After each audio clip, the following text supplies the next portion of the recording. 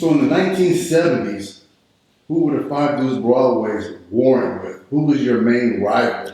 We was going in the 20s. You know, we was mobbing on them girls in the 20s. Okay? And let me see. We're talking 20 Outlaws? Yeah, the Outlaws, girl. And then some Brims. We was feuding with the Brims. That's what, on the other side of Hoover in the 60s. The Brims. That's what we was feuding with. What about the BSVs, the villains? And the Pueblos. That came on later on. But I'm talking about from the time when I was out, it was the 20s and the Brims. That's what we was really at it in for. When you went to Jefferson High, did you guys have any problems with other hoods? Nope, I didn't have no problem at all because most of the time I wasn't there. Sorry to say that, but I just put it out there like that. Try to keep it 100, which you can, you know, all the way 100. I can talk about what I know. What I don't know, I can't speak on it. But I'm just putting it down for the ones that was around, that was some of the founders, and was right there before the next era came through. That was a whole nother generation. When you started as a female from Broadway, how many of you guys was it? It wasn't but a handful of us girls. It was me, Jewel, Tina, Teresa, Green Eyed Penny, Bad Tina. I can't forget my homegirl. April, she's gonna kill me if I mention her name. April, I did mention her name, Lady Down. Yeah. And that was about it, that all I could think about. So it was about 80 y'all? Yeah. Okay. Yeah. Yeah. But and then I want to give it up for I gave it up for Kim and her sister Shaky J, you know. My homegirl Modi, live in Vegas, my other homegirl, Venus, you know, the Gangster Blue, Nay, Took 'em, you know, they all came along later on down the line, you know. But they about the business, you know, they put it down for Broadway. So when you was going to prison all these different times, were you still active in gangbanging? Of course. Okay. Yes. No, because I was just trying to wonder, like, the best I could, you know, in jail, you know, but I was still representing Broadway. I'm just wondering about the fights, the friction with the Bloods on the east side. Well, let me tell you something. Me and this girl, they call her SG, Stephanie Green, she was from Bounty Hunter. Man, that was like this.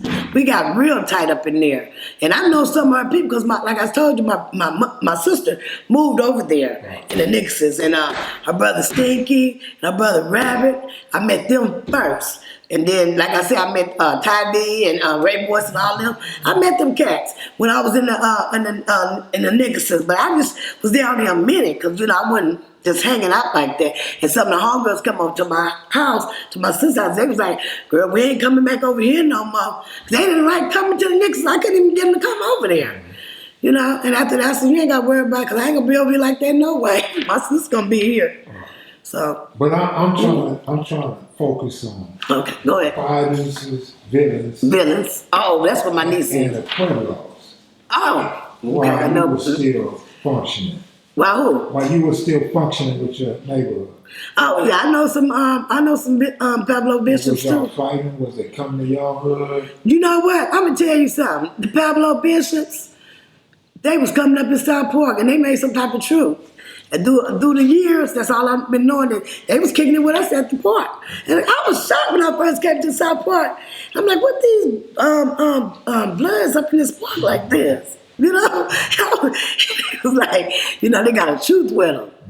And I'm like, what? I didn't know about it. You know, I'm Johnny come lately, and they tell me about this. I was like, I didn't know. I said, what about the villains? They was like, nah, they didn't want none. They didn't want no truth or nothing with us like that. So that's as far as I know about that, because I actually seen them in the park myself, and they was wearing all they red and stuff, you know, flashing and all that.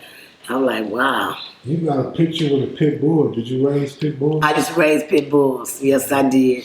And that was my dog Bear, and the other one's my dog Queenie, which I got her tacked on my arm. And that was my girl, and then I got her name right here, Queen, right here. Yeah, that's my baby. That was my heart. I kept that dog till she passed. Yeah. You didn't fight them, I know. Nah, I didn't do that. I'm gonna take that back. I did. It was one we did fight, and she was oh my goodness, she was a step-out pit bull terrier, and she never lost a fight. One day, this dude bought one of his dogs over there, and she was one of them blue pit. And I'm like, when they was little, she was kind of tap dancing around, snoring. Snowy said, I ain't taking this today. He came back some months later, and then I got a little bigger. My dog grabbed that dog by his nose, and this is the God knows the truth, by his nozzle. Locked up on and swung that dog and shook that dog like it was a piece of a rag mop or something. I'm like, oh my goodness. I said, oh, this can't go on in my analysis. I just didn't do that no more. I didn't like that. Yeah, that's what pit bulls did in Right. type of neighborhoods. Yeah. When you talked about the dress style, did you guys get the iron-on leggings on your Oh, we was ironing. Every day we was ironing we was stretching and ironing our khakis and our jeans. I'm telling you, we was sporty and we stayed that way every day. Every day. You didn't mention the K cutters and the hair. Oh, the K cutters, I got one at home. My little niece gonna talk about what's. I said, this is a K cutter. She said, what's a K cutter? I said, girl, you too young for this. Y'all are all about this internet stuff, but you don't know nothing about this. Say, this is for your hair and you can use it for a weapon. Yeah. See, she didn't know nothing about all that. But anyway, let me clarify something. My husband at that time, which is named Bear, he was from 74 Hoover, and he was helping me raise my pit bull, so it wasn't like just me by myself. What about the hair nets? Oh, the hair nets? Oh, they used to wear them on their heads and on the ace deuces with the chain earrings and all of that. Yeah. Going to the movies. Oh, can I talk about that? We go to the movies, boy. What movies? What was it? At the Palace, the Los Angeles, downtown, the arcade, whatever we want. We can get whatever we want to see. We was mobbing down to the movies. We go all the way up on the balcony, nothing but the homies. Just hanging out in the movies, yeah. Did you go to the Village? To the Village? USC? I went there a few times, but not with the homies, though. I went there the first time I went, I was with somebody else. Did you guys run across the Brams downtown? Well, I think one time we did when I was with them. Wow. And they was about to get into it, but them niggas, they boned up out of there. They got up out of there because we was deep up in there. And they was downstairs and we was above them. You know what I'm saying? Because we always went up to the top, to the balconies. Do you know if there was a Aliso Village or L.A. Brams? I don't know. I'm not sure about that. But I heard about the Aliso Village. Been over there a few times. So downtown was your guys' playground outside the hood? Yeah, and we used to go to, believe it or not, we was to mob to Compton too and go to their parties. Because I remember me, Tyrone, and some more of us, and we all rode the car. And I had my sister's car, she had a 6'4". Chevy, I used to take her car, so she let me use it. And I would drive the car, I get all the homies, we pile up in the car, we go to Compton wherever we want to go. And then, ride out and go to Compton, go to their parties. Do you know what parts of Compton? Matter of fact, I'm gonna tell you something, and this is like Kenny, like Two Pretty Keys say, true story. I'm gonna throw his name out there, but anyway, we had rode to Compton, but it wasn't nobody that kick up no dust or nothing, and we was right there in Piru Hood, right off the Hatchaway and Arambi, and there was a party right there on Hatchaway, right around the corner from Piru. Oh, and further down is Pewtown, or whatever they call itself. You know what I'm saying? And we went to their party and stayed there and just had fun and left. Got drunk. And then nobody didn't do nothing. What part of the 70s are we talking about? This is like maybe around 75, 76, somewhere around there. Yeah. It was in the early 70s. And you were growing up in the 1970s. Mm-hmm. 11 Deuce Broadways on Imperial. Right. Were they around? They came out pretty early, but I'm not sure, to be honest, if they came before us or we came after them. Also, they was around pretty early for you not to know that. Yeah, because they was around pretty early. Because my homegirl, like I said, when my sister, she stayed in the Nixons, she moved to the Nixons, and my niece there, she moved on Broadway, and that was in the 70s, I believe, or it could have been the 80s, I'm not sure. And they was popping around that time in the apartment building she lived in. It was on Broadways. So back in the 1970s, there was no relationship between 5 Deuce and 11 Deuce? None. We never even kick it with them. Not at all. Not in my era. I didn't never go around their hood. Two separate gangs? Yeah. Two separate origins? Yes. That's not far-fetched from where y'all from, because you had Avalons from the 40s to the Right. 90s. And folk trays and all of that. We're just trying to find out if you knew of any connection back then. With the Broadways on Because I know y'all got along with Hoovers to this day, right? Right. Them Broadways didn't get along with Hoovers. Well, I just want to say this, Kev. To my remembrance, not that I know of, but it could be somebody else that know that had a connection with that set or that hood. But I didn't. I never did know anything about that because we never did, socialize with them or nothing like that at all. Right, and then too, not to cut you off though, 11 Deuce Broadways, if I'm not mistaken, they got along with East Coast. Yeah. While y'all was at war with them. Oh, okay. One more, 1970s growing up.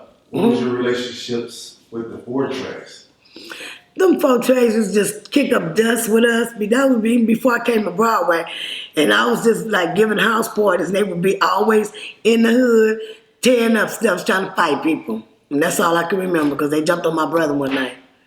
So there was always friction with the folk trays. Yeah, but then later on, some of them was cool. I was cool with them. Because they had my back at one incident that went down and they was there for me. They didn't have no real guns, but they had some zip guns. Was there 4 Trays living in 5 Deuce Broadway hood in the 70s? Yeah, I believe so. A lot of them. And some of them hung out in South Park. Tell me about the first time you met Tookie. Well, the first time I met Tookie, me and my brother was at the Forum at the Mothership Connection. And we went to that concert. And my brother said, "There go Big Tookie." And I was like, "Where?" Because I never met him, I heard him, but I never met him. He said, "There you go." And I seen a big old dude walking with the overalls. He had all that oil all over his body. And he was mobbing. He was just mobbing. And he had his boys with him. And we ran over there. And I don't know if I said anything to him or anything, because I was just shy. I was just in awe. I was just looking at him because he was so big and he was handsome. He had that big old fro. And I was just, in a maze, just looking at him like that, he was just somebody, that was very handsome to me at that time. But, I was kind of young and I didn't say much. I was shy. Was he leading the pack? He was leading the pack. He was in the front of the pack. And matter of fact, and after they stood there and stopped, my brother might have said something to him, And I can't remember if I said anything to him or spoke. I think I did, but I'm not sure. But anyway, after they mobbed away from us, we mobbed right behind them. And then we walked behind them for a little while. Then we went back to where we was at, our seats. Yeah. Was there any other big names with him, like side by side with him that day? I didn't know nobody else's name. I just know Big Tookie. Did you know Jamel Barnes? Now, I heard about him later on, but I didn't really know him. Barefoot Pookie? I heard of Barefoot Pookie too. And I have one of my girlfriends, she used to hang out with Barefoot Pookie. Her name was Diane. They talk on a regular basis. Up until this day, she still talks to him. Because she be telling me, "I just got the phone with Barefoot Pookie." I be like, "Oh, okay." But I ain't never got a chance to meet him, the brother. But he seemed like a cool brother. But I seen his interviews, I watched those. What year was this when you first saw Tookie? That was at the whatever year that was, because I'm going back now. Well, they had the Wise Festival. They had the I think it was at the Forum with the Parliament, and then when they land the Mothership. If y'all recall that, I was there, and I was at the Exposition Park when they had the Watts Festival with Rick James and all of them. Was up there on stage, and I was at the Forum, and that's where Tookie was at. He was at the Forum too, him and his boys, and that's when I first got a chance to meet him. And the next time I saw him, he was laying in his casket. That's the last time. Did the older Broadways socialize with Tookie? Not that I know of, because I never see him come in our hood. Because I would have saw him, because I was always there. And I never seen Tookie come in our hood. Not at all. But I'm sure a lot of them knew about him like I did.